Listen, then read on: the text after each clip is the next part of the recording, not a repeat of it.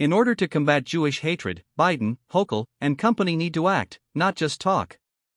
From Mayor Eric Adams to Governor Kathy Hochul, all have appropriately expressed their disapproval of the abrupt rise in anti-Semitism, particularly on college campuses.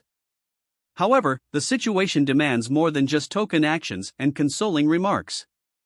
This cancer that is festering needs to be seriously addressed in America.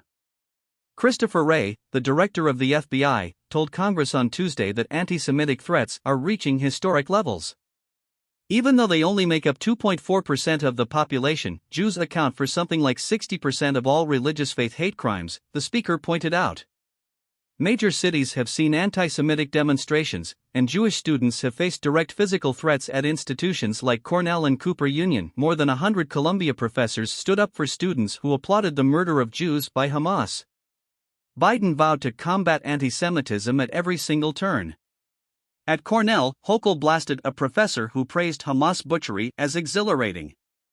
Adams, too, insists the city has no room for anti-Semitism and laudably ripped an anti-Semitic protest promoted by Democratic Socialists as disgusting. They're announcing steps to address the sickness, but their measures don't go nearly far enough. On Monday, for instance, Team Biden announced that officials will meet with Jewish organizations and hold talks with Jewish students. Hello? It isn't Jewish students causing the problem. Hochul is making $50 million in grants available for law enforcement to fight hate crimes and will convene community circles to bring New Yorkers together. Spare us the circles. How about imposing real consequences for institutions that not only tolerate the targeting of Jews but foster it? Public and private universities in just New York alone, as the Post reports, get billions from the state and federal government directly and via grants and tuition assistance. How about cutting back on funding as anti-Semitism rises on campus? Yes, respect free speech rights. But forcing kids to endure real threats, such as at those at Cornell and Cooper Union, is wholly unacceptable.